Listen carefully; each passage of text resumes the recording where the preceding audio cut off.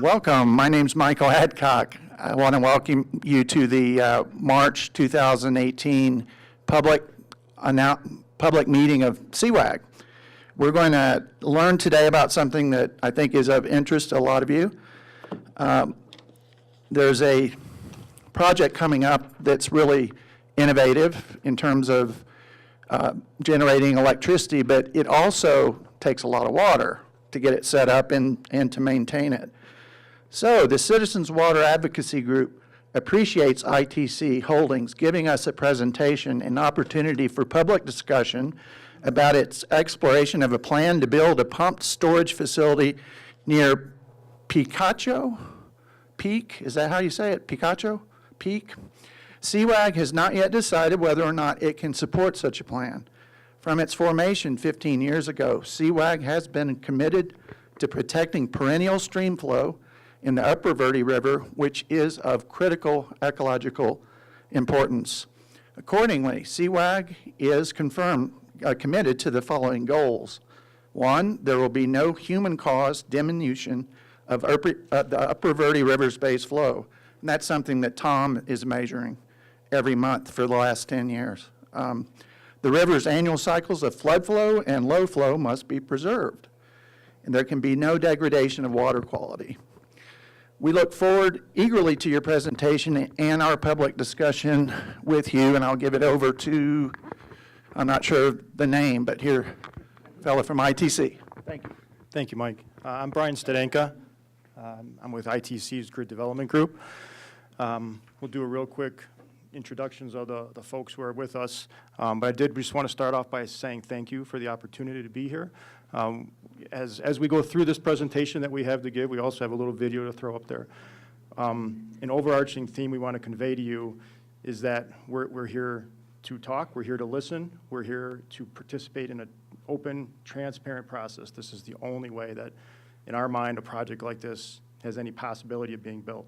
So we'll try to convey that, but please keep that in the top of your voices, top of your minds. This is what we're about. So I'm with Grid Development Group. The Grid Development Group within ITC is focused on developing business opportunities outside of our base operating company footprint, and we're based out of Novi, Michigan, so we're primarily in the Midwest. But as we'll get into later, our parent company has other companies throughout North America, including Tucson Electric. So this is kind of why we're here working with Tucson to develop this project. So I'll pass it around. Andrew's going to be doing a lot of speaking, and we also have a couple other folks we'll introduce as well. Good morning. I just want to echo Brian's comments. Thank you for the invitation. Looking forward to the discussion. My name is Andrew Jamison. I'm a attorney with ITC, and we'll be running the regulatory and permitting process that we'll talk a little bit about later on. So looking forward for a discussion. Hi, everyone. I'm Bob Doach, and I'm with ITC's Marketing Communications Group. I want to thank Leslie and everyone here for inviting us to this meeting. We did bring some materials about the project and about our company if you haven't had a chance to step up and take a copy of anything. And also a sign-up sheet for any future mailings that we send out. We can make sure we include you on this with your email address. For now, the project website is the place to go for any updates, but down the road, we'll start building an email list to be sending out updates. And if you'd like to put your name on there, we certainly welcome that. Thank you. Hello, I'm Don Poole, a hydrogeologist, and I see a lot of familiar faces out here.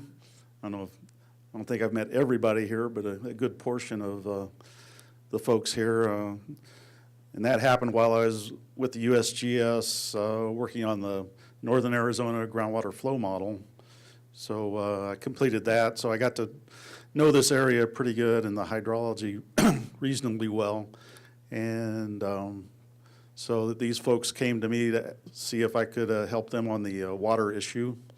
So I'm here to answer water questions, and I'm sure there'll be plenty. So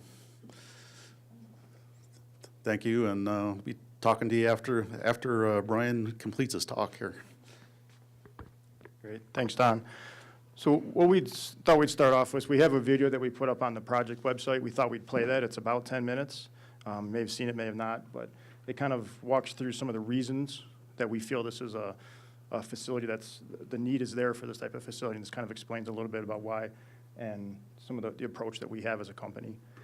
After that, we'll start going through the presentation. We got a slide deck, but we want to have you feel comfortable, ask questions. Don't wait till the end. We're not here to give a lecture or anything. We're just here to explain our approach to the project, explain the project so you have an understanding of it. So we're open to any questions at any time. So, and my apologies for the lack of talent on the person you see up there on the video.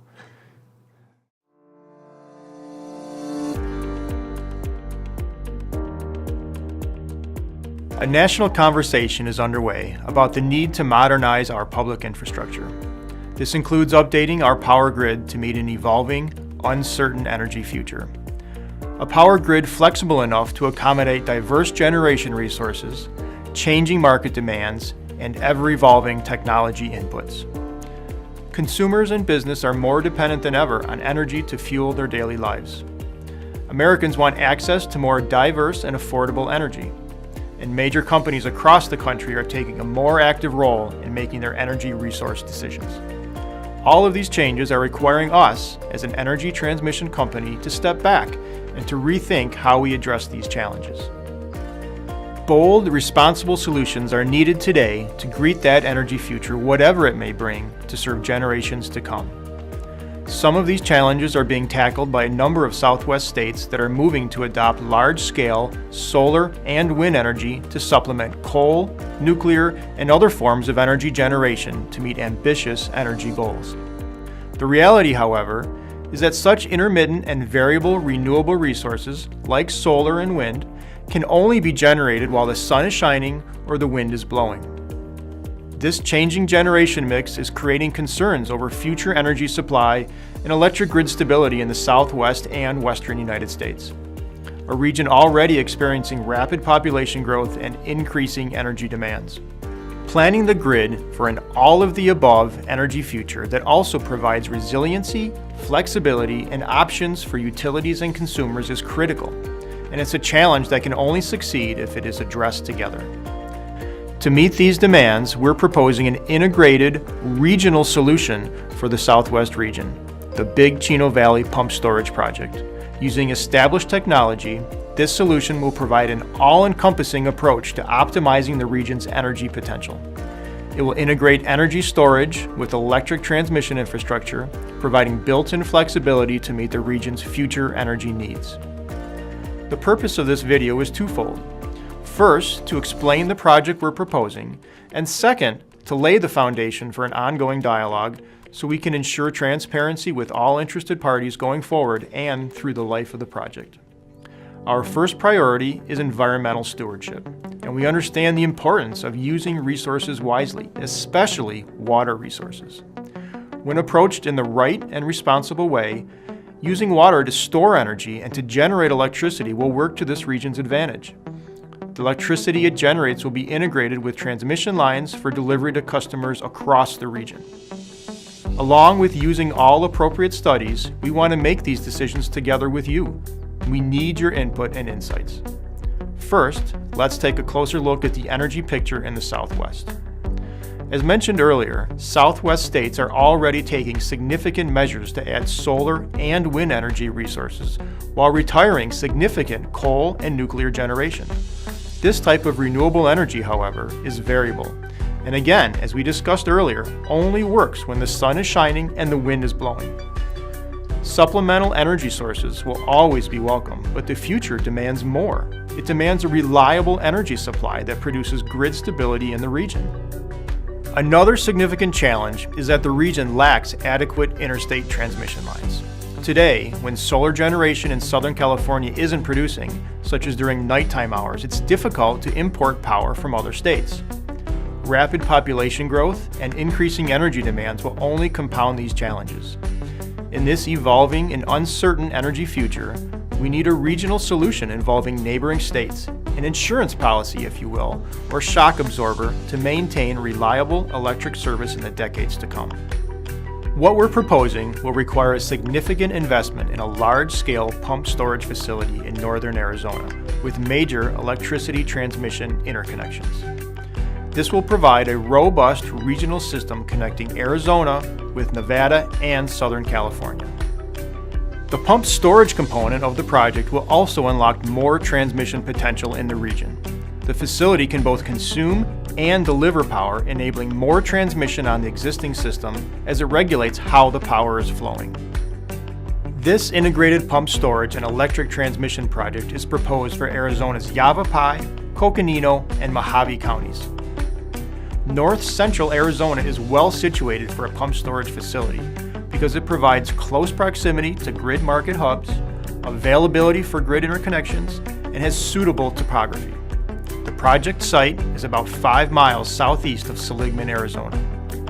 What we're proposing is a large-scale, multi-year project that will involve significant environmental research, engineering coordination, and stakeholder engagement throughout the region. Here's how the pump storage component of this integrated energy solution works.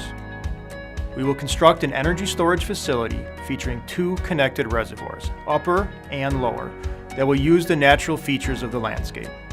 This facility will pump water from the lower reservoir to the upper reservoir during periods of low electrical demand or high variable generation supply. The water is then stored in the upper reservoir as potential energy. When electrical demand is high, such as when we're home in the evening but the sun is down and the wind isn't blowing, the facility can generate electricity on demand by flowing water by gravity through a generation turbine back to the lower reservoir. The electricity is then carried on connected transmission lines to where it's needed across the region, presenting an integrated generation and transmission solution. The 2 reservoirs we're proposing don't exist right now. We would build the reservoirs utilizing the existing topography. As we create these water reservoirs and the pump storage system, there would be an initial fill using the Big Chino aquifer that lies below the proposed site of our project. Early studies indicate that the initial draw would include 27,000 acre-feet of water in total, with estimates that rainfall and snowmelt will continually replenish the aquifer in the same manner currently used for local ranching. This initial fill will be based on careful hydrological studies that will include input from the Arizona Department of Water Resources and key environmental stakeholders across the region. After the initial fill, the closed-loop design, with the potential use of lined reservoirs, limits water consumption for the ongoing use of the facility. This mitigates the impact on regional water sources. It is anticipated that operations will result in less water use than what is currently used annually for agriculture and grazing. The closed-loop design is an important feature of this project. Closed-loop pump storage projects are not connected to a naturally flowing water feature, meaning no big dams on rivers impacting fish and other aquatic biological resources. In addition, this project will allow better dispatch of intermittent renewable resources. This will displace some traditional generation units that use significant amounts of water. Pumped storage of electrical energy is the only economically viable solution that provides 3 distinct advantages. 1, it addresses bulk storage of excess renewable power. 2, it offers flexible response capability. And 3, it redeploys excess renewable energy when it is needed, acting like a large electric battery. This is a proven technology of sufficient scale that is used elsewhere in the United States and around the world. We recognize the significance of the water resources in the Southwest. We are working collaboratively with the ongoing research and studies by leading institutions, which have conducted regional hydrological studies, all with the goal of maintaining long-term stewardship of the water and land resources. Building a project of this scale requires collaboration from the outset. We are committed to transparency and engagement with stakeholders throughout this process to assess project viability, establish ourselves as a valued neighbor, address our environmental approach, and to ensure project benefits are realized throughout the region. We will develop mutual relationships with all of our stakeholders. These include regulatory authorities, utility partners, Native American communities, landowners, along with environmental, local, and regional conservation groups, business, and community leaders. This project will bring new jobs and multiply spending in the regional economies during the construction phase. On through its decades of service, the project will improve service reliability, expand access to energy markets, lower the overall cost of delivered energy to customers, and provide a flexible and reliable grid. As the national conversation continues about the need to modernize our public infrastructure, the Southwest can be leading the way with the Big Chino Valley Pump Storage Project. With the insights and cooperation of all stakeholders, it can be a responsible, regional, integrated energy solution to provide the flexibility for the future energy needs of the region. This can prove to be a bold solution to meet the region's energy future, whatever it may bring, to the benefit of generations to come. Here's our preliminary timeline.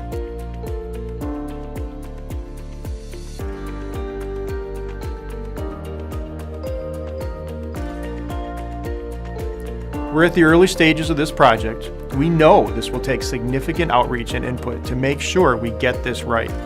For the most current project updates, please visit bigchinovalleypumpstorage.com. Thank you.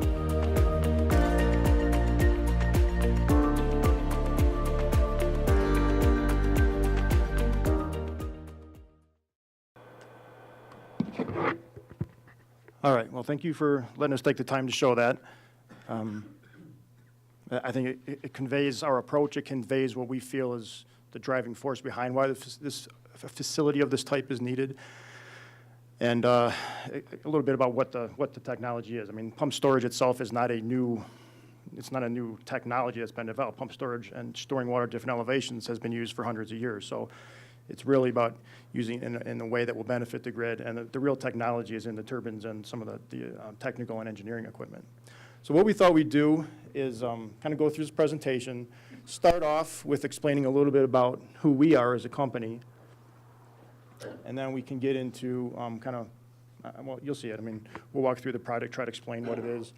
And again, feel free to please raise your hand and ask questions, and we'll do our best to answer. If we can't answer anything, we'll either just let you know it's too early in the process, we don't have the answers yet, or we'll go back to the folks who may have them and get back to you. So. You need to leave it closer to your mouth. Closer like that? All right, my apologies. Okay. All right, so ITC. ITC is a electrical transmission company. That's all we do is transmission. We own no generation. We don't own distribution. We started in 2003 as a spinoff of transmission assets from Detroit Edison, which was the regulated utility in southeast Michigan. So what we do is own, operate, and maintain the electrical transmission grid in the parts of the country where we own these assets, primarily in Michigan, Minnesota, Iowa, Kansas, Oklahoma, and a few other spots in Missouri and Illinois. So this is what we do. We don't develop something and flip it and sell it and leave. We're long-term owners. We're not going anywhere. We need to be in this community, especially an asset like this is 50-plus years. So we're here for way past Andrew and I's involvement in the company, and we need to have that long-term vision. So non-traditional infrastructure, that sort of fits in with this project. We're doing a few other projects that are like this. We're primarily electrical transmission, but we're looking at storage, which is why we're here with this project. We're also looking at putting, you see a boat there. What the heck's a boat doing for transmission? But we're in the process of putting a project in across Lake Erie, connects Nanticoke, Ontario with Erie, Pennsylvania, an HVDC, direct current transmission line that helps connect and bring potentially renewable energy from Ontario into PJM, which is the regional grid operator in the eastern United States. Our impact today, I don't know, it's a little blurry, I apologize. I'm not sure if you folks are going to get a whole lot out of that slide. But you can see we started in '03, so we're about 15 years old. We started as a very small company. We went public in 2005. We made additional purchases outside of Michigan, and we've grown. And then, just to get through this real quick, I know this isn't the most exciting, but we got purchased by Fortis, which is a Canadian utility holding company. They have utilities here in Arizona with Tucson Electric and UNS, in New York, Central Hudson. They own multiple utilities in Canada, Fortis BC, Alberta, and Newfoundland Power. Newfoundland? Yeah, and on Fortis, Ontario. as well as in the Caribbean. So they're a very large company, a lot of resources, and it's been, for us, it's been a great acquisition. It's really helped us expand what we can look at. And ITC's really been acting as a big part of their development arm, so looking outside of Fortis's even traditional operating base, which is kind of one of the reasons that we're here. Puerto Rico, somebody say? We're not in Puerto Rico, but yeah, potentially, you're correct, yes. Best in class is some of the things we pride ourselves on as a company. When it really gets down to it, reliability is where we hang our hat.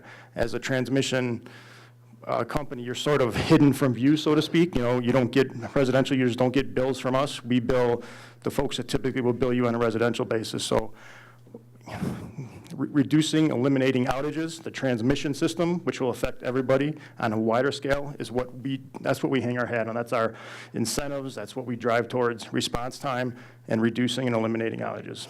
So that's a big driver of what we do. Reputation, track record. We invite anybody to do research on us, check us out. We feel that we've been a very responsible corporate citizen in all of our areas where we do business. And that's just kind of who we are and kind of what we do. So energy challenges in the Southwest. You folks are here. This is something that's a conversation all the time here. It's very challenging in terms of where this generation mix is going over the next generation or two. There's definitely been a large change from relying on the base generation of coal, natural gas, nuclear, and getting a lot of states are doing renewable requirements, a lot more renewable resources generating electricity.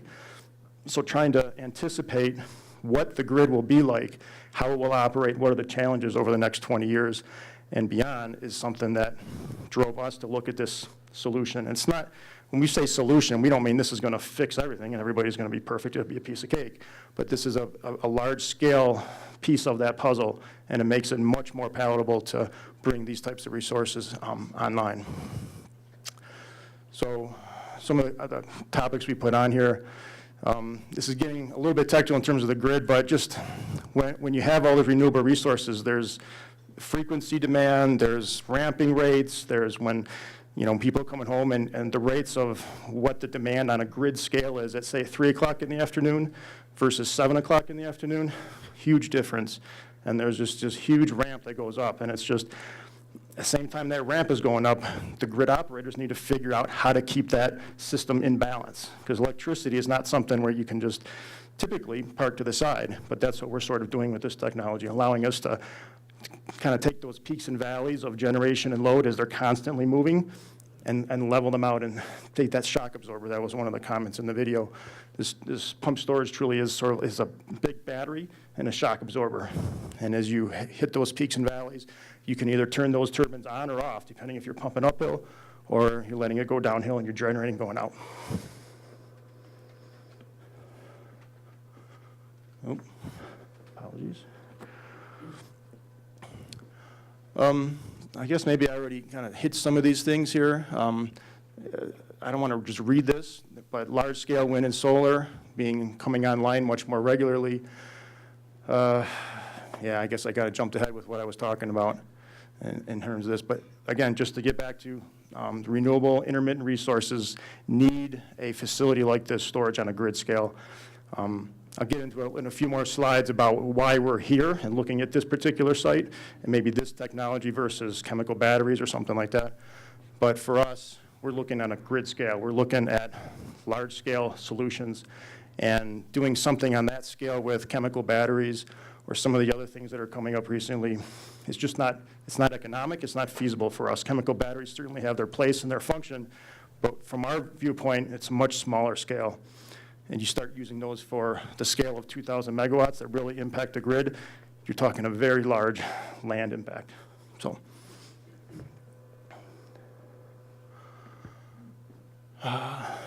boy, I jumped real ahead, didn't I? So one of the big advantages of a facility like this is that ramp. And a facility like this can go from basically having a 2,000 megawatt pumping water uphill, so you have a big oversupply of generation, and you can flip that around within 3 minutes. You're not pumping uphill. Now you're generating 2,000 megawatts. So if that switch is really fast, it's a great tool for the grid operators to use.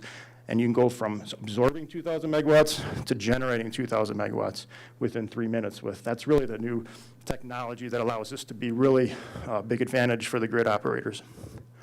So multiple times per day, you can turn these on and off all the time. Most likely, probably 10, 15, 20 years ago, it was 1 peak a day. But as we see the grid evolve over time, there's probably going to be more like multiple peaks a day, 1 in the morning, 1 in the evening. And again, this facility, you can turn it off and on within 2 or 3 minutes, and you're flipped it all the way around. So, Andrew, you want to speak to a couple of these? We decided we would alternate a little bit so Brian could catch his breath.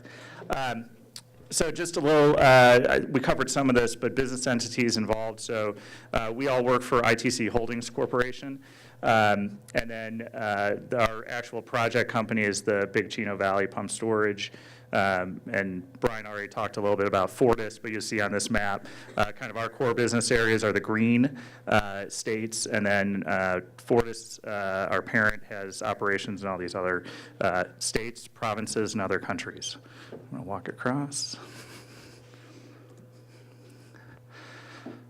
The video touched on some of these issues and teed it up, but there's different approaches to trying to solve kind of these broad regional energy needs and changing energy policy and changing mix of generation resources. So one is additional long-haul transmission, so you can move, for example, renewables from west to east, so you can move renewables from north to south, depending on where you are. The continued change of potentially adding more generations sources closer to where your demand areas are, and then as well as large-scale energy storage, which is what this project is, and it kind of helps address all kinds of different issues that other types of approaches don't necessarily have.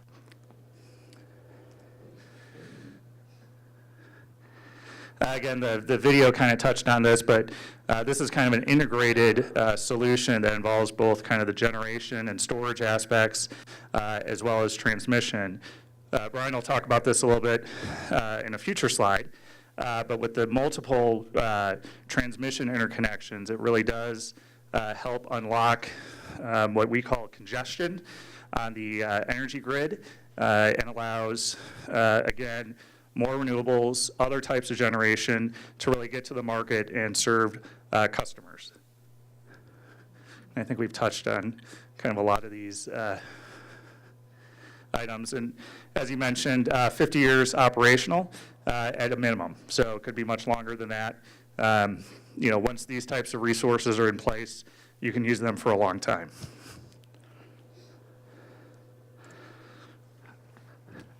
And since I am not an engineer, I will not talk about pump storage and how it precisely works. I could, but it probably would not be good. Give me that mic, yeah. All right, so this is a little bit in the video, a little bit here, but just trying to convey how the technology works. I mean, think of this as a large battery that's constantly plugged in and can constantly either get charged or are using the energy at any one time. So what we're proposing is there's about 1,000-foot elevation difference in the site that we're looking at between the top of this reservoir and the top of the upper reservoir. So we have a lower reservoir and an upper reservoir. And when we talk about closed-loop system, a closed-loop system means the water is simply staying within those two reservoirs. It doesn't, some pump storage, you can have an open-loop system, which is where maybe the upper reservoir is part of a large river and dam, and then the lower reservoir might be an individual or might be just another part of that river just on a lower elevation. In that case, you have aquatic life, you have all kinds of biological life, ecosystems in there. This is a closed-loop system. As we mentioned in the video, there is no reservoirs here now. So we're creating, this is not going to be anything with recreational opportunities in terms of the water.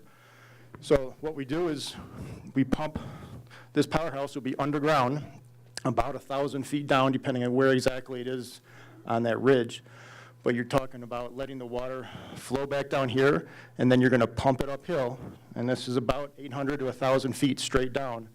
And this sort of is not an exact replica of how this design will be, because we're still in very early stages of the design, but you're pumping that water uphill, and that's using electricity that's otherwise either curtailed or not being used on the electrical grid. And then, at some point, you'll reach a maximum, whether if you get to the point where it can't take any more water, and you just shut it off, or before you get to that point, the demand curve has flipped, so that now you have more demand than you have generation. So so all the generators that are online will still continue to generate, but we'll fill in maybe that little peak at the top that maybe they can't meet. So we can start generating electricity and send it out through those interconnection ties that we mentioned in the video, and that will make up that difference, up to 2,000 megawatts. There's about, well, I guess I don't know if I need to get into that, but, and then the water just comes back down to the lower reservoir, and that's one cycle over, and one day, could happen 10 times a day, could happen 365 times a year. It's just whenever the system needs it, that's what happens. You're just moving water back and forth. And it's not really that complicated. Again, as I mentioned, the technology is really in those turbines and the generators that are located in the powerhouse down here. And that really is what allows you to do the ramping, the fast response. You don't have to step up in chunks of megawatts, if you're familiar with how generators in the past have worked. Question? Yeah, sorry, go ahead. Yeah. Evaporation rate, Yeah, so, salinity, reservoirs? yep, so we'll mention that in the slides, but we're anticipating right now, it's still early design, but anywhere between 900 acre feet up to about 1,500 acre feet, we think a max per year of a combination of losses of evaporation, leakage, you just lost through the system. So we'll get into that a little bit, but that's what we think the annual amount is. Some of our design will put liners in the reservoirs to try to limit that. So what we need to do is try to figure out how to get that as small a number as possible to decrease the amount of water that's needed on an annual basis. So from us, the water usage, the big chunk of water usage that we're proposing is this initial fill of populating these reservoirs. And then on an annual basis, the property that we're looking at purchasing has agriculture on it now, has grazing, cattle on it. So the agriculture that's currently being used, we feel is currently using more water than that annual amount is what we're anticipating through all the losses. So we don't feel at this point that annual amount is something that's a major concern. That's just our opinion, but from what we see, if we just stop using the agriculture, stop using the water for that, and redirect it towards here, we're not having an impact on the aquifer versus what's happening right now. Yes, question? How many full-time permanent jobs do you anticipate, and will you be hiring out of the Pullman area, or will you be bringing people from out of state to fill those jobs? Sure, yeah, so the question, thank you, is how many permanent jobs for, once this facility is up and running, how many will take, and where will they be hired from? So we anticipate anywhere between 30 and 50 jobs permanently at a facility like this. The real impact on jobs and salary-wise is during the construction timeframe. 30 to 50, this is not a coal plant where it's very labor-intensive. This is relatively small, but there's still there's still money to be spent in the community outside of those individual salaries. As far as where they're going to be hired from, we don't really even know at this point who's going to be operating it. We're operating under the assumption right now that that's us, but as you talk to other partners of the project, local utilities, things like that, they may have an interest in that. So it's kind of hard for me to answer about where the hiring will come from. We don't anticipate bringing folks from anywhere else to do this. We're not a hydro company. This is a storage, so we're going to rely on folks. And I'd like it to be a local entity who would operate this, but that really depends on those types of commercial conversations. Thanks. Yeah, another question here? Who's funding it? Right now, it's Fortis and ITC. So a part of this project like this is a large project. We will look at potential partners with us, but nobody outside of the Fortis company has agreed on, put their name on a line to be a partner. We're in those conversations at this point. Right now, this is ITC funding it, as well as Fortis as our parent company. Yep, I think you're over here next. Just clarification. Yeah. I think most of us are interested in the generation part. You've made it very talking mostly about generation, which is what I think many of us are interested in. You also made it plain you're only transmission. Right. Yeah. So who's generating? So generation is simply turning those electrons you got from the grid in the first place back into electrons. So there's generators here, but it's just as a function of the storage function that we're providing to the grid. So it's just a matter of converting that energy to different forms in that process of storing it. So there's generators, but we're not starting with raw fuel. We're starting with the electrons that other generators have provided and put onto the grid. That's what we're using to pump the water up, turns it into water, and then we need the generators simply to convert it back to electrical energy. ITC? Yes, ITC, yes. Well, were you going to say something? Yeah, Yeah, sure. I think one of the ways, and Brian kind of hinted at this a minute ago, is other utilities in the Southwest. This is the type of facility that they would be interested in because it will help them balance their generation mix and kind of steady, as he talked about before, these curves of high up and down. So that's likely how it would be operated, where we may be operating it as a whole for folks, but really other entities, utilities own, individual slices of it. Kind of like one example I've thought of and used before, if people know about gas storage projects, a lot of times, UNS will have a storage facility. They purchase gas, they bring it across interstate pipelines, they put it in a storage facility. When they need it, they bring it out. This is the same commercially concept. So your partners are TBD? Correct. The dam has opened on the question. Good. That's good. Sure, you want to go ahead? When you talked about the expected loss from leakage and Yeah. water transpiration and the annual need to refill the system, did you take into consideration in your modeling climate change and a hotter, drier future? Okay, so the question is, as we try to figure out what our losses are and how the modeling of the system works, did we take into account climate change and potential hotter or drier, wetter futures, right? Okay, so modeling, I'm throwing it Don. Are you comfortable answering that? I mean, it's still. Evaporation. There you go. Hello? Yeah, hear me okay? Okay. Yeah, as far as evaporation goes, we've got a consultant that's coming up with those numbers, and yeah, I'm not sure if they've included climate change in those estimates or not. My guess is that the potential climate change is probably small in relation to the error in the estimates of that evaporation rate or loss rate, but I'm not sure about that. So as far as modeling goes, yeah, I'm not sure what the consultants are using for estimating those evaporation rates. So it's probably too early to give you a real solid answer on that, because we're going to be working with, we have a hydrology firm called Hargis.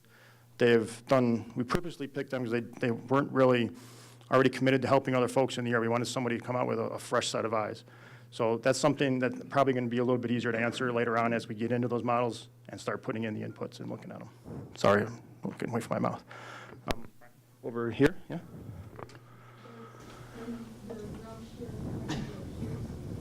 It says that you have 650 acres of land, is that you presently own it? Is all of it being used for this? And what is powering the pumps in the ground? Okay, so when we put the 650 acres, and the one slide I think you're referring to, we're saying that where we envision the reservoirs being, and the part that we would potentially say fence in around that to keep it safe, that is about 650 acres right now that's being used for grazing and other purposes. And you own that now? We have an option agreement on portions of that, which we potentially will or will not execute down the road. Does that include the water rights that were from the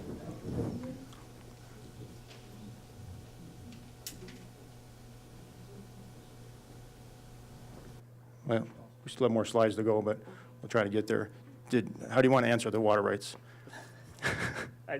We're working on it. I think that's the best answer. right now. That- I mean, and a lot of these are really good questions, and one of the things, we're out front trying to get out early, and we're still working on all of those, a lot of the details about studies, about rights, how it all affects, how it all works together, so those are kind of questions that we'll probably have to get back to you. Couple other questions here. I'm not sure who was first or not. I apologize, gentlemen. The depth that you say you're going to be putting the pipes is 1,000, 1,200 feet, something like that? Approximately, yes. It seems to me you would be going below the water table when you do that. I don't believe so. It's true, then you're going to have to be pumping while you do that, Yeah. in addition to the water use you've already talked about. I don't believe that we're beneath the water table there. I mean, part of this, well, I mean, I guess I should say that our engineers probably are better to answer that question than I am. They're the ones who kind of go through this and from a hydraulic perspective, figure out where this needs to be. Because what we're understanding is that the powerhouse needs to be below the lower reservoir, just from a hydraulic purpose. So that's something that, if that's the case, then yeah, we do need to consider that. What are the elevations of the Yeah. two reservoirs? So the two, This cross-section map might be helpful. okay, so the elevations of these two, I don't know if this plays into this. The upper elevation's approximately 6,500 feet above. Focus the projector on. We can try, okay. And the lower reservoir's elevation is approximately 5,500? You got it, sure. Is that better? Okay. So if that's the case, that's part of what our design teams need to take into account, so. But if you are below, you have to be pumping water. Potentially, yeah. I apologize, okay. So the question, and correct me if I'm wrong, if we're 1,200, 1,000, 1,500 feet, something like that below the surface elevation, are we then pumping water there that's below the water table, which would then force us to pump in addition to what we're sort of figuring for the project? Is that kind of what you're saying? Okay. All right, back here? You said you can generate 1,000 megawatts. How much of the deficit that, or have you planned out, or know what the deficit is on a general basis? And how much of that will that fill? Are there other projects that would be necessary to completely even these peaks and valleys? Sure, like I said, this is not a solution to the entire grid, so this is a portion of it. When you look at that ramp I mentioned, there's probably a 15,000 megawatt ramp over about 3 hours. So this is 2,000, which is a significant portion of that, but it doesn't get all of it. So we think at the severest points of the ramp, this is a part of the solution of figuring out how to account for that. It's not the whole thing. Yes, thank you. You know, what's the overall ballpark efficiency of the entire project? In other words, compared to how much power you're buying to pump water uphill, how much of that energy do you get back? When it It's goes back? approximately 82% is the rough number we're comfortable with right now. The details of that will really depend on the final design, but it's roughly 82%. So about 8 out of 10 electrons that come in will come out. 2 of them will be used to operate the facility and pump the water uphill. So there is a loss, correct? Yes, somewhere over here. Yep. Yes. Are you still going to talk about the initial fill, or is it all right to address that? Yeah, I mean, To get back in. yeah, It's too soon? well, we have it mentioned in the slides. I just hope we get to it, that's all. I didn't know when you were Yeah. going to get to it or not. Yeah, we have a slide that mentions that, and that, okay, all right. Can we try to do maybe 1 or 2 questions, and we'll try to hit a few and come back to them? Yes, sir? The network generating station, as we spoke before, is supposed to shut down next year, 2019. Now, in terms of this, completion operational is 2026. Now, we use part of the Navajo generating station, correct me if I'm wrong, for pumping water from Colorado down to here and down to Phoenix, correct me if I'm wrong. How are you going to make up for that 7 years that is deficient? And what's going to happen to our local electricity rates, our water rates in that particular period of time? Yeah, you're getting into questions that we can't really speak to. Yeah, I'm sorry, I keep forgetting to repeat the question. So try to sum that up. So Navajo generation system is going offline 2019. This project's in service potential 2025, 26. How do we make up for that interim period of time? How will the Navajo affect rates? That good capture of that? Correct. So, Both water and electricity. yeah, so ITC can't really speak to how it will affect your rates. We do feel that this is a potential help to make up for the loss of Navajo Generating Station. But it's not something that we can really speak to and take responsibility for. So, How far along are Yeah. you in the approval process? Has this already been approved, and is there anything that can be done to stop it? Again, we have a couple slides coming up, a bit about the permitting process, but the answer is no, there is no permit that has been issued yet that would allow construction or operation to begin. And hopefully we can bring folks along. You know, that's part of what we do, why we have these types of meetings. We want to share information and have an open dialogue, and you know, I would certainly hope that maybe in a couple of years, when we're getting closer to that part, maybe folks would see it as a net positive for the area. Could you, I think it would work better if you went ahead and finished your couple more slides. I think this one may be something to spend a few minutes on, is why we're here as opposed to anywhere else to propose a project like this. We've been looking, we as ITC has been looking at storage, like I said, probably for 5 or 10 years as we see how the generation mix will change and what's needed to operate the grid. And we knew the southwestern United States was a prime spot for this. We could just see this, talking to folks who operate the grid, that this is a major area this is going to be affected by this. So we did a large-scale study in terms of the 5 southwestern states that we thought were most likely to be influenced by this phenomenon on the grid: California, Nevada, Arizona, New Mexico, and Utah, if I didn't mention it.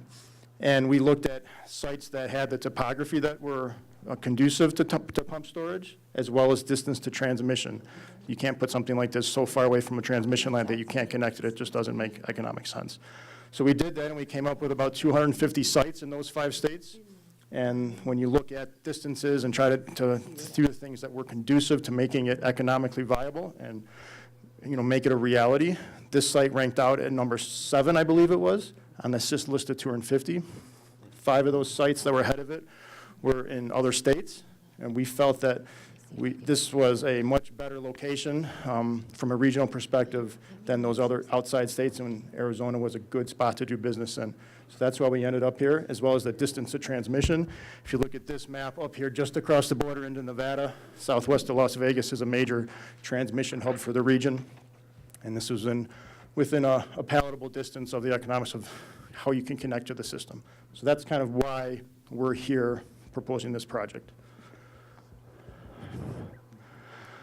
I think I'll skip this. I think we've talked about these items, the size of it in the video, the daily operating schedule. It could pump up to 10 hours a day, or generate up to 10 hours a day, and pump water uphill 12 to 14. So that's that balance of going back and forth. I apologize for skipping through some of these. So we have a few slides on the water resources that we should probably touch on.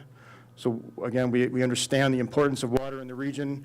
Having meetings like this, talking to groups who have an interest and want to be vocal. We want to hear what you have to say, what your concerns are. We want to work, make sure that when we're considering how we offset a potential initial fill, that we're listening. We're not sort of just thinking about what we're thinking about. We're thinking about what everybody's thinking about. So, yeah, considering as far as, where's the number? So here's our second bullet there. Ed, you had mentioned initial fill. We're estimating approximately 28,000 acre feet. The video said 27. I just got a new report that was a little bit different than that, on the lower side, but it's something that will evolve as the design progresses, and we'll keep narrowing in on what the right number is. I think right now we can just go with this 28,000 acre feet. That's the initial fill that we feel is needed to operate this facility to its maximum. And then there's the 1,200 acre feet, potential evaporation loss, leakage loss throughout the year. So in terms of trying to offset in that initial influx of water, certainly from our perspective, the Big Chino Aquifer is there. There's water. That's one of the reasons that we're here. But we're looking at every option that's on the table. We're not eliminating things, including potentially bringing water in off-site to help populate these reservoirs. So we're trying to look at a combination of short-term, long-term. How long does it take to fill these reservoirs? Could you do it over 2 years? Could you attenuate it and do it over 4 years? At some point, it's too long to make it economically viable, so there's a range there. And then there's also things to do such as water efficiency in the uses, in the agriculture in the area, how water's being used, if there's other places that we can help the community save water. That's stuff that we're all open to. So those are some of the options that we want to throw out. But, you know, we're thinking about it. Any ideas that you may have, we're certainly open to hearing them. We did want to just throw this up to make sure that there was, I guess, an idea of the size of these. So we threw a couple larger reservoirs, Lake Mead, Lake Havasu, Theodore Roosevelt Lake. And then we compared to one that was smaller. So these are more regional type, Roosevelt's, I think everybody's familiar with that. We're talking 10 million acre feet, 600,000, 1.6. The combination of these two together is approximately the 28,000 acre feet. Willow Creek, here north of town, approximately 8,000. So that kind of, if you can just in your mind visualize how the size of these. Maybe these are both roughly the same size as Willow Creek, maybe a little bit bigger. Just want to kind of give that as just a visual reference. I thought that was a good idea. Real quick on the interconnections, I don't think this is very exciting, but I mean, at some point you need to connect this facility to the grid. That's the only way it makes sense. You got to get the electrons in, you got to get them out. We're still looking at the most efficient and I guess you can just say optimum interconnection plan. Right now, this is one of the options we're looking at, connecting down to Yavapai Station, which is just east of Chino Valley, out Perkinsville Road, near Peacock Station, which is west of the site. I think there's a 500 kV line that runs right up kind of this direction up here. And then this is the connection that's sort of, that's the, not the hang up, I mean, that's the real question mark for us from our planning perspective is where do you, and do you need a third tie heading up kind of in northern western direction? So right now, that's sort of a rough guess on what we feel is the most optimal and likely interconnection solution. Yes, sir. Yeah. Excess electricity is going to be used in different states, not just in Arizona, correct? Potentially. That really depends on who the partners are and who decides to buy the electricity. It potentially could be all in Arizona if Arizona utilities have the interest. This is a sizable enough project. It would be a regional solution. So it potentially could be other states. So again, I apologize, the question was the electricity going out could be used in other states other than Arizona. So the answer is potentially yes, but it really depends on the commercial arrangements of the project. Project benefits, we've probably gone through some of these already. Closed loop design, we feel it minimizes the impact. Helps the reliability of the grid. We talked about the number of long-term jobs, 30 to 40. I said 30 to 50. It's really too early to tell at this point. You have the spending in the areas, increased tax base. We feel these, from an economic perspective, these are all good things. Community engagement.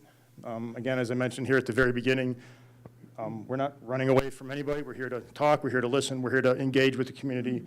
So if there's other groups that maybe we're not hitting, other local government agencies that we're not talking to, please let us know. We're trying to be as all-encompassing as we can, but invariably we'll probably miss somebody. It's not intentionally. We're doing the best we can with that. So that's one of those things. If there's somebody you'd like us to talk to, please let us know, and we'll reach out to them. Do you have a question? Yep. Yeah, instead of bringing groundwater up to the surface where you will lose a lot of water to evaporation, why the hell don't you start with a real reservoir that already exists, like Lake Mead, like Lake Powell, pump that uphill, you don't increase the surface area of the evaporative loss, and you don't have the issues with using up very valuable groundwater for this project. So the question is, instead of using groundwater to populate reservoirs, why aren't we using existing already surface water as part of the system and pump that instead, right? Yeah. Okay. So I think the answer from my perspective is that it is very challenging to use existing navigable waters to use a project like this. Very challenging. So you think it's easier to convince us to use our groundwater? Potentially. Potentially.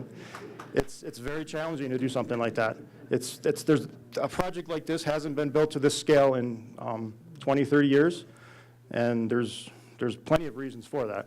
Well, I Yes, sir. have another suggestion, and that is go to the Great Salt Lake. Nobody cares about that water. And if it evaporates, it evaporates. It doesn't matter. Thank you. Using, groundwater versus a lake? What are the challenges? Major. Politics. What are the challenges towards using groundwater versus using an existing lake? From a permitting perspective, using an existing lake is very challenging. There's already an established ecosystem, already established, biological species all over the place, and that's just very challenging, already being used for recreation. A facility like this, you have a 100 to 200 foot elevation swing potentially. It's just not conducive to recreation being used in any way by humans. So that's one of the biggest challenges, I think, from that. Let's let him finish what he's saying. Okay? Can I think I just got a couple more slides. What's that? Like 3 more. 3 more. We'll hit a quick timeline so you get a sense of where we are right now. We're still very early. I'll let Andrew kind of walk through that. Sure. So as some folks who are here know, back in September, October, God, time flies, we filed with the Federal Energy Regulatory Commission for what's called a preliminary permit. And what a preliminary permit at FERC is, and that permit was issued at the end of the year, right in December, right before the new year. All that does is say, for this particular project, it kind of, best way to say it is it reserves a spot that no other project could come along and propose to build the same type of project in the same place. Doesn't authorize any sort of construction or operation at this point. Where we are right now in the project timeline, as you'll see, is public outreach, so meetings like this. Beginning to start working on study plans and attempting to do some studies this summer. One big, well, it's in the next slide, so let me just kind of cover this high-level timeline. Various engagement activities. As Brian said, we're continuing to project design, kind of moving from early stage feasibility, kind of moving up to the next level. A FERC license is targeted to be filed early 2020, with potentially between 12 to 18 months of FERC review, which could result in a license being issued sometime in 2021, construction starting in 2022, with full operation in 2025.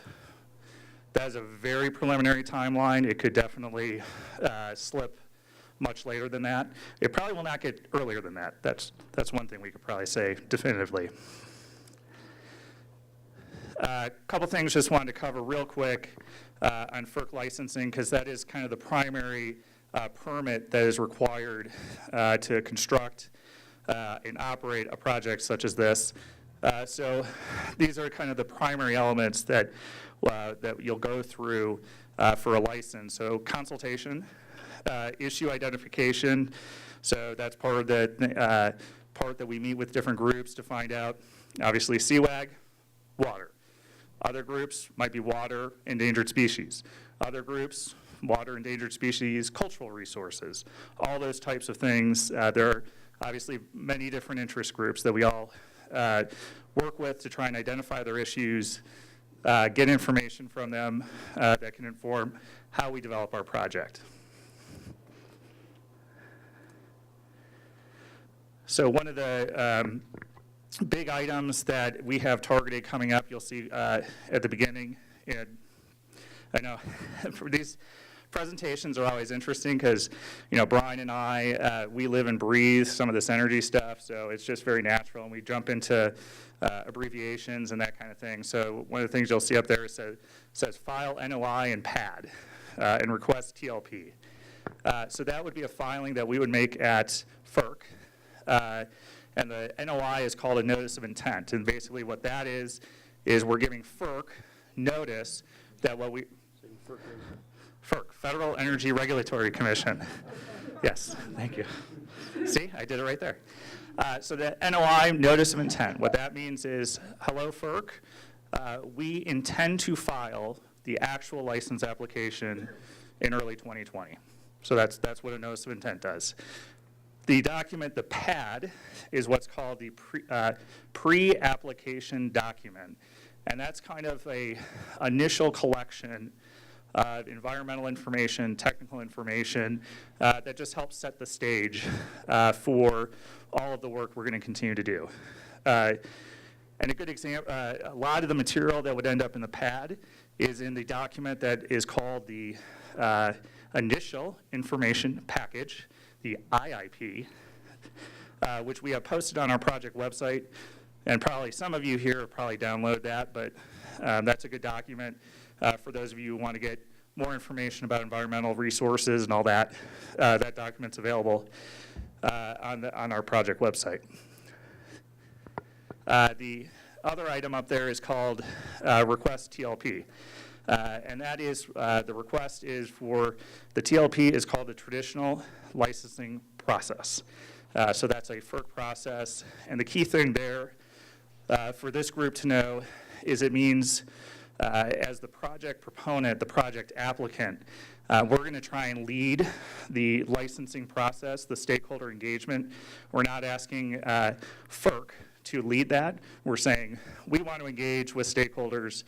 We want to develop studies. We want to do studies in collaboration with stakeholders and put all that package together when we file the actual license application. And as you'll see on here, all of these filings and such provide opportunity for folks to comment.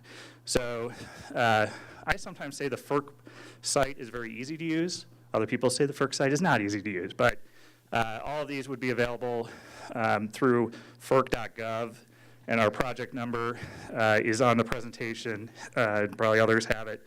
And this presentation, by the way, will be posted, I believe, to the CWAG website, so you'll be able to see it. One of the other key items up here would be is we're targeting, again, hopefully the timing works out, but we've kind of set tentatively in June would be a larger public open house type meeting. So all of you can be there, as well as bring your friends, neighbors, anyone else. Andrew? Yes? Will you be notifying interveners exactly when you submit? Yeah. So the question is, will we be notifying folks? So anyone who has filed a formal intervention in the preliminary permit docket will definitely get notice. We will also send notice to folks who are on our stakeholder distribution list who may not have intervened. So again, that's a good reason if you're interested in seeing that stuff. Fill out our sign sheet over here with your email. Oh yes, sorry, and the project website, all that stuff. As we do filings, we'll be posting the materials up there with information about deadlines and that kind of thing. So you have to license the transmission at the same time? Correct. Yeah. So the question is, do you have to license the transmission at the same time? And it's in FERC parlance, it's all one project. So there is not a difference between kind of the hydro pump storage facility itself and the transmission lines. They're all considered one project, so that would all be done at the same time. Correct. In the back there in the blue shirt, I think. Two questions. Yep. Number one, has ITC or any Florida subsidiaries ever built or operated a similar project? Number two, what is your expected total capital outlay, and how many years will it take to repay that for your investment? So the questions are, has Fortis or any of the ITC companies operate a similar project? What's the capital outlay estimated and timing? And I'm going to ask you to park that question real quick. I'm going to finish the last two slides, and then that'll give Brian time to answer that. Great. Just kidding. We have an answer for that. Yeah, just two last slides to very quickly talk about. This was the second scheduling slide. And again, you just see study plans, study results will be posted, provided.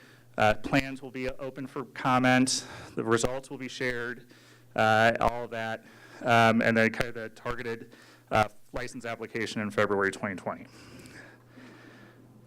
And again, just real quickly, just some of the studies that we're hoping to work on this year. And these would be targeted solely around the reservoir sites.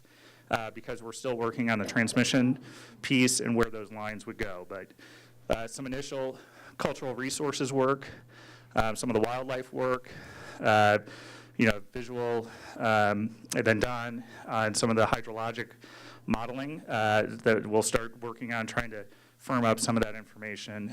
And then also meteorological monitoring so we can start getting estimates about rainfall, wind speeds, all of those types of things that inform project design.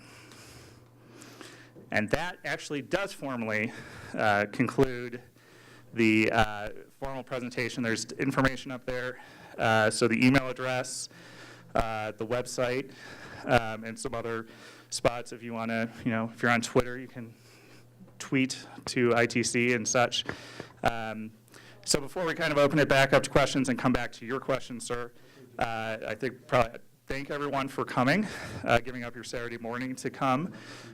We do these types of things for all of our projects, so you'll see us around. There'll be other opportunities to come and engage with us. And certainly after we're done, however many questions we have time for, if you want to talk to folks individually, we're welcome, happy to do that. And feel free to take a look at some of these initial boards. So with that, we'll go back to the gentleman's question, which was, capital outlay, timing. And have you ever built And Forrest has done it before. Have a good answer ready? All right. So in terms of Fortis, who's done this before, so I said we have never built a hydro facility as an ITC, but this is where being part of Fortis is really helping us out. Like I said, Fortis has, you saw the slide, multiple utilities in Canada. Fortis BC, a lot of hydro projects. They've done quite a bit of this. Our owner's engineer, who we hired for this project, is from Vancouver, Canada, British Columbia. They've done a lot of hydro as well. So we're really relying on them to be a big part of our technical team and what can and can't be done in terms of hydro. In terms of the cost of the project, I think that was another one of your questions. Right now, we're just comfortable saying it's a multi-billion-dollar project. This is a large project. We don't want to throw any individual numbers around because we're still trying to figure that out ourselves in terms of doing our due diligence, in terms of investigating the site, figuring out what's underground, what's doable, what's not doable, and all these things. So that's what we're comfortable with. And I think the last part of that ballpark number than that. We got to have a business plan for this. You got to have a number. It's a range right now, yes, and it's multi-billions of dollars. I'd say it's less than $10 billion. More than 3, less than 10. Sure, yep. But any number I give right now is so full of holes. Even internally, when we talk about these numbers, there's so many things that we don't know that we're still trying to figure this out. So let me ask the same question Phil asked, and that is, has anybody ever built one of these pumped hydro storage stations and operated it? Has anyone? Yeah. Yeah, there's quite a few of these existing in the United States. Okay, second part of the question is, you talked earlier about 80-odd% efficiency in this thing. So if you want to break even, you need to be able to buy electricity at 20% off of the power, the cost you're selling it at. You want to make a profit on that, you have to add 5%. So let's say you want to buy electricity at 25% lower than the cost you're selling it at. Is that really feasible? The business model behind this is not it's not an arbitrage model where you're buying low and selling high. There's many more other regulatory market mechanisms that go into the business plan. The gentleman mentioned we must have a business plan. We have an understanding of how we can recover our investment from this, and it's challenging to put it all into one. It's not just one stream of income, so to speak. Yeah, we got a question over here. Sure. Good morning. My name is Karen Remster, and I'm here in not a professional capacity. I'd like just to make that very clear. Since you were not open to using water from an existing reservoir, I wanted to just kind of break down the 28,000 acre feet. That comes over to around 9.2 billion gallons being pumped. Okay, extra zeros there. If that looks like the average evaporation leakage is, you've got that based on about 4.29 to about 5.4% is what you're looking at for evaporation and leakage. I was kind of just doing a back of the envelope scheduling here. I've worked on many water storage facilities for municipalities with the big tanks. I know bolted tanks would not be adequate for this, so I looked into the field welded tanks that hold up to 25 million gallons. It would take 365 of those tanks just to cover the surface or to cover the water amount that you have there. So obviously that's not going to be an option. So then I started looking at the location of this project. It looks like this property is owned by Chino Grande LLC. That would be Kurt Davis. I see that this is a checkerboarded area with state trust land checkerboarded all around this particular section. Has anyone contacted the state trust land department to see if they have any kind of ideas about what would happen to the groundwater for the resale of their trust land? And that's all I have. Thank you. So in terms of have we contacted the state land department, yes, we have contacted the state land department. We've started that process. We have a right of entry to get onto state land within that area, and we're talking to them about how to go through the process with them of whether it's acquire and fee or acquire an easement, the state lands that are checkerboarded in that area. So there would be a state trust land transfer that would be required for this project to move forward? There is state land associated with this project that is needed part of it. Whether it's a transfer or easement, that's still to be determined in terms of the actual mechanism of that. Did you want to? Sorry, whoever. John, go ahead. Okay, I'm going to go. All right, the question is concerned the evaporative losses, and there are three questions I have for you. You have a number up there of about approximately 1,200 acre-feet per year. That's going to depend on the surface area of the two reservoirs. And I saw some figures up there, but I didn't understand them. I saw two figures up, like a 300 number and a 100 number for this particular project. Is that the maximum surface area? Is that the average? I mean, this is going to be going up and down. At times, you're going to have lower surface area than others. So what is the average surface area of the two reservoirs? I tend to think of evaporation being in the ballpark of about 5 feet a year. Is that a number that you folks are using, or is there something different? And lastly, have you thought about like a floating structure to reduce evaporation? So I'll start with the last one because that's one I remember easier. Yes, part of our design, we've given instructions to our design team to figure out, tell us every way we can to minimize the losses of this system. So everything they're going to bring to us, and we got to figure out what we can and can't do. We've already been in contact with some folks from different universities who are looking at options that you can cover these reservoirs with. They actually generate a little bit of electricity from the sun. Those are things we're looking at, and we'd love to be able to use something like that. It will evolve with our design for the project. Evaporative loss? It's about 5. Do you know what number? Does that sound about right? That's a reasonable number. Okay, we are planning to put a meteorological station on the site there that we could measure over the course of the next year, you know, what wind speeds are, and we can have an EVAP pan out there and things like that, so we can get sort of real numbers instead of just sort of guessing. And then the surface area, maximum, average? Yeah, so the surface area, I'll have to get back to you on the actual numbers. I just don't have them on top of my head. We have various charts that we put together from the design team, and I can get you what we envision being the surface area when it's full, surface area when it's minimum, and I guess you can get an average from that. So if you want to give me some contact information after, I'll be happy to pass that along, or if you want me to do it through CWAG, I'll be happy to do that too. All right, yes, sir. There's transmission wire loss, as I understand it, like 30% or something like that, when the electrons flow out. What about having a wind farm or a solar farm close to the site, as well as trying to get it from other utilities? Possibly, but it won't be as a part of what we're doing. We're not, I mentioned earlier, we're not generators, even though this facility has generators. It's just the process of converting it to and from the electrons. But we have no intention of putting any sort of generation source on the land that we're potentially purchasing for the project. I've got a microphone, so I have a question. Now with microphone wins. That's right. This question may be for you. The past few years, Prescott Valley had negotiated with SRP to discuss how to mitigate water drawn by Prescott and Prescott Valley out of the Big Chino Have you dealt with SRP regarding the issues at hand? Maybe you can answer that? Brian can easily answer that too. Yeah, we've certainly talked to SRP. I don't know, I can't really commit to anything that they've said to us. We have to talk to them about what their thoughts are. I think there are, from a utility perspective, they will have a strong opinion on what we do. I think, well, I don't want to say what they're supportive or not supportive. I don't think that's our position to say. So we have been talking to SRP, we've been talking to other utilities in the state as well about the benefits this could bring, what they could use it for. I'm not sure I can give you much more than that in terms of, I can't speak for SRP. No, of course. I apologize. Yeah. Okay. Oh, you got the microphone. Yeah, I have a monkey wrench gang kind of question for you.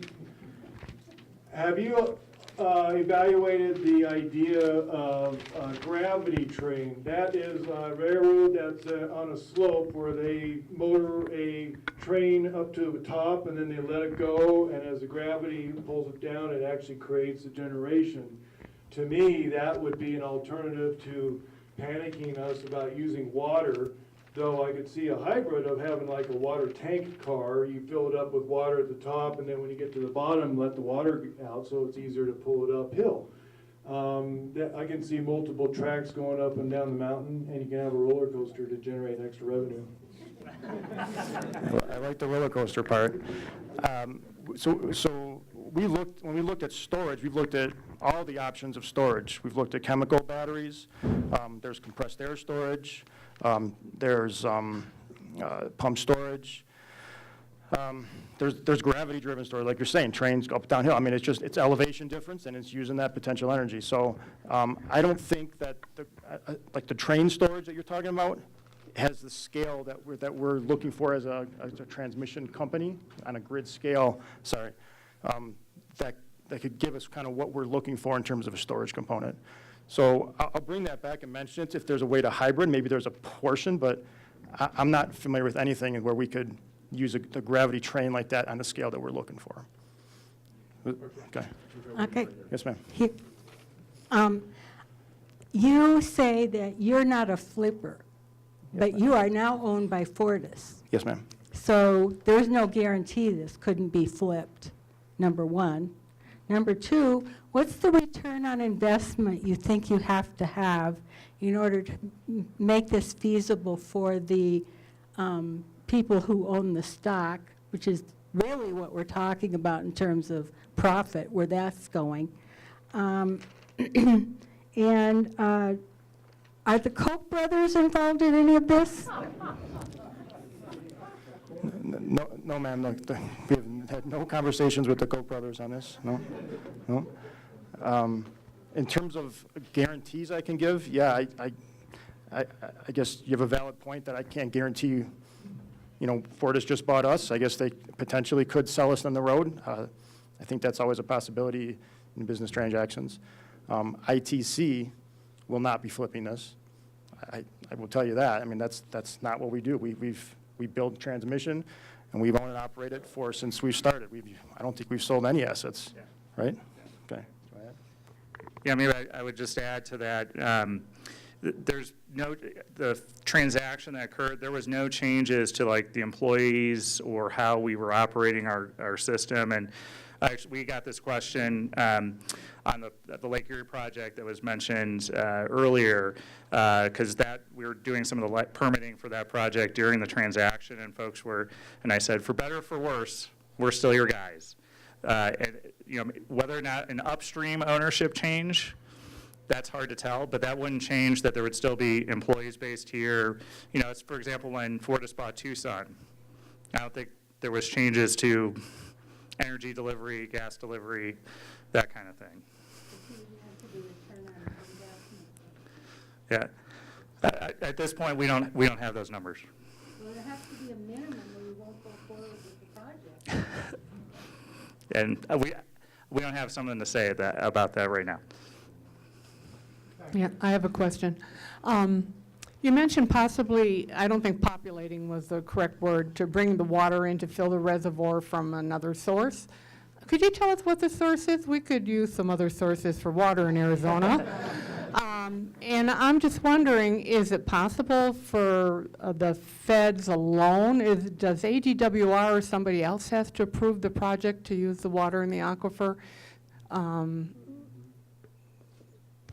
So in terms of other sources of water, we haven't identified other sources of water. We just know that we don't want to eliminate that as a possibility. So whether they're trucked in from somewhere, whether they're trained in, whether there's a pipeline, it's just something that we need to look at as an option. And I don't have any great idea to give you that to help solve the issues that this area has, but we're just looking at those opportunities. That is one thing that I can say that SRP did say is if you bring all the water from somewhere else, doesn't affect the area, we're fine. You know, so, but it's obviously a very challenging thing. So, Tim. Yeah. How about the state? Does the state have to okay this, or can the feds just say, go ahead and do this? Yeah, so so. Or ADWR or somebody else? Yeah, so we're working with multiple state agencies, Land Department, ADWR. We'll be talking to the ACC as well about siting the transmission, maybe even the hydro. I mean, hydro is a FERC regulated, certainly for this scale, so that's our focus. But we'll go through the appropriate, whoever has the jurisdiction over this project, that's what we'll do. And there are some state component to that, and there's a federal component to that. Yes, Ed. So I want to ask about the fill. I think the maintenance groundwater can be addressed by simply buying and retiring enough irrigation water, so that's real water, not water that was pumped once in 1971. But real water, I think that can be done. But I don't see, I think mitigating the effect of 28,000 acre feet is going to be a real challenge. The present base flow for the last decade or so of the Verde River is about 13,000 acre feet per year. So you're talking about twice the base flow, and you're talking about roughly 1.5 times the total annual flow of the Verde River at the Polden Gauge. And the question is mitigation. The question that has haunted the Big Chino pipeline for a decade or more is the difficulty of finding a real mitigation for pumping that water, and you want to pump a lot more out of that in that initial fill. Now you say, well, you know, we might take 2 years and you might take 4 years, but I don't think that really matters. It's the amount of water that you're extracting from the aquifer, and it's not going to reach the Verde River in 2 years or 4 years. It's a long way down the line, but it's going to destroy the river at least through the upper 25 miles, which is a really ecologically vital area. And I want to hear, I think if you can come up with a way that says you're going to get that initial fill without any damage to the river, boy, when you tell us how you're going to do that, I, for one, will say, this sounds great. But at the moment, I feel really threatened by this. Yeah, I understand. And we've had some conversations with yourself before and with Gary Beverly, and Gary reiterated the 3 items I think that Mike mentioned at the very beginning of this in terms of base flow of the Verde, flood flow cycles, and water quality. And that's been our guiding principle when it comes to the water aspect of this project from when we first got involved with this, 1.5 years, 2 years ago. So what I can say is that we're not ready to say this is what our plan to offset that fill is right now. We're looking at a variety. It's not going to be one magic bullet to figure this out. This is going to be a multiple kind of approach to try to offset that fill, and that's our intent. And that's, you raise a valid point, that's our goal with this, and it's challenging. We're not sitting here saying it's an easy. Give my full support to this project with that one exception, and boy, that is really threatening. It's a challenge, correct? Yes, sir. Yeah. And furthermore, I'd like Yes, sir. what about downstream later on in the years that you have to let those pools up? Yeah, well, The guy gets filled up somehow, and then what's the impact of everybody downstream? right, and that's where you're talking about SRP. They represent a lot of the interests of the downstream water users. But from what we're understanding, we don't think we'll be filling these reservoirs on a multiple basis. This is, you fill it, and then it's an annual recharge of whatever's been lost, whether it's through evaporation or leakage or whatever have you. Any other questions? Yes, sir? You made a statement early on in the presentation that isn't quite accurate for this area. You said you love solar and wind, except they only work when the sun's out and the wind is blowing, which is obviously true. We're in an area with 330 some days of sun a year. I mean, I know you guys are a transmission company, so I'm not sure why you should care how the electricity is generated. Is it at all conceivable that the generation would be solar? A giant solar, and then you wouldn't have all these water issues. Everybody'd be hugging and kissing you instead of trying to make this go away. Well, we're not, correct me if I'm wrong, I don't know of any storage function that's solar-based. So solar is simply, you take sun rays and you generate new electrons. That's not what we're proposing. We're proposing a storage facility that takes excess electrons that are already on the grid, storing them by moving the water uphill and redeploying them when they're needed. So you can't do that with just solar.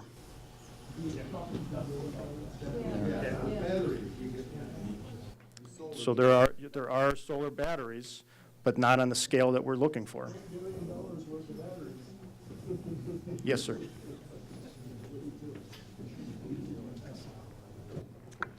I actually have a different comment, but I want to make a comment on what you just said, because there is a way to use solar and store it, and that is molten salt. And then you use regular type generators off of that, boiling water, and at any hour of the night, you can generate electricity. But my main thing that I wanted to talk a little bit about was that you were saying that the problem with using current reservoirs is that there are natural processes going on, the environment. And basically you've said this would be a sterile system, that you wouldn't have any of those issues. However, wherever there's a niche environmentally that's not filled, it will be filled. So there will be fish there in the reservoir eventually. There will be wildlife of all types. There will be plants of all types. How would you control that? Well, as far as non-marine, in terms of getting fish there, I guess that's how Mother Nature works, right? They find a niche and they fill it. That's part of how we'd have to prove how we can operate this facility in a responsible manner as well. In terms of wildlife in the area, that's where we work with the state agencies. I know Game and Fish has already been part of who we've talked to, and we have to listen to them and understand what their concerns are from a hunting perspective, from a conservation perspective, and have this coexist, whether you fence it or whether there's other ways to keep wildlife away from this, or maybe Fish and Game wants them to have access. We haven't had the in-depth conversations with them to know how we're going to do that. We just know that for this to work, we'd have to be able to get this facility to fit in and not have the impact that people may be concerned about when it comes to the wildlife. Yes. I have a kind of a question that reiterates a question that I had earlier about, and I had a small comment afterwards. The question that I had about whether or not the power is going to go outside of the state. Is that going to be put up on the website, and when are you all going to know about that? Well, I don't know when we're going to know. We're having conversations right now in terms of our commercial arrangements and trying to figure out who potential partners, off-takers, usage of the facility may be. I think whether that's made public is most likely on the counterparty's decision. So it may or may not be listed on your site that you have? So probably not to get way down the road, but there will also be required a FERC filing associated with, separately from the licensing process. FERC has what's called market-based rate authority.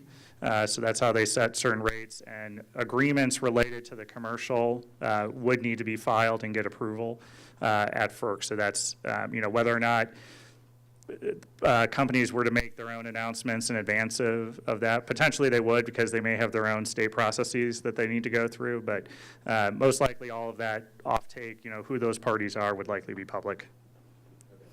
Just just a little side comment. I came here today because I'm kind of personally and practically involved in this project. My well, I live no more than 20 miles away from this proposed project. My well at my house that I pump water out for my family is, 200 feet. We get water from that place you guys are proposing. So I may be convinced if the power is going to stay in Arizona, but if this project is going to propose, if it's going to give cheaper power to California and Nevada, and they're going to take my groundwater from it, count me out.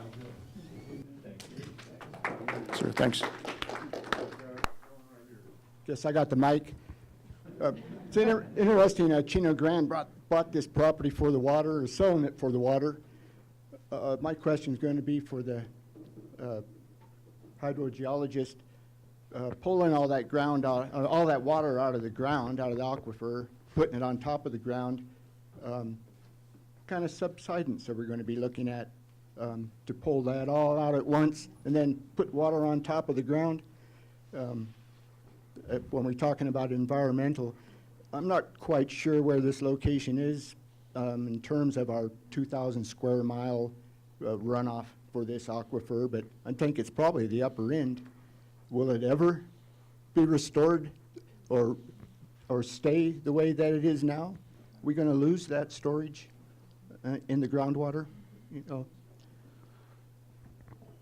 Well, that water that's going to be removed to fill the reservoirs, right? That's going to be replaced somehow, but it's going to be replaced. Oh, let me finish. It's going to be replaced by diminishment of some surface discharge, such as the Verde River. And the thing is it's going to be, that effect's going to happen over a long period of time. And what we plan on doing is using groundwater flow models to estimate what that impact is over time. And we hope to get input from, the people in this group and other groups about, what needs to be in the groundwater flow model, what needs to be considered in order to get a good estimate of that. Well, there's several people that have really good ideas and good understandings of. We got Peter here, we got Bill. We got a lot of people who have a good understanding of hydrologic systems, and I expect we're going to get a lot of good input from that and from those folks. And we're going to be putting out a work study plan for this modeling, and we hope to interact with you folks with that plan, and so that it considers everything that needs to be considered in getting good estimates. You didn't spend too much money on this project. Question right here. I think that's a great piece of advice. I wouldn't spend too much money on this project. May I ask what state do you live in? Oh, Michigan. Michigan. I am from Indiana. There's lots of water in Michigan. It just kind of alters your sense of what the resource can handle. And this project, I noticed that you didn't have anything about the Verde River on your mitigation, on your areas of study. So I request that you include that. Now that probably just added in millions to your study area. So my recommendation is that you kind of make it easier for yourselves and drop the water storage project. There is a really good possibility that you could generate power other ways, but for us, and it's not just this community of Prescott and Prescott Valley, I'm from Cottonwood. The Verde River is one of the few rivers that we have, and we will do everything to protect it. There is not a possibility that you can take 28,000 acre feet from the groundwater aquifer and not impact the Verde River. You will not have that as an option. there are lots of communities. The Big Chino may look like it's way out, away from everybody, but as Lori Wirt and other hydrologists and Ed Wolf know, it is the beginning of the Verde River. And if you take 28,000 acre feet for fill, forget it.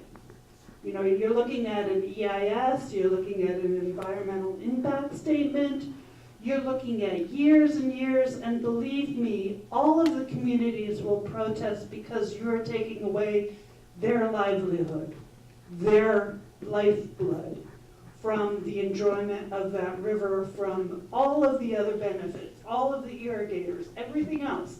So just personally, I would recommend that you save yourselves a lot of money and a lot of distress and simply look at another option for having energy generated there, or where.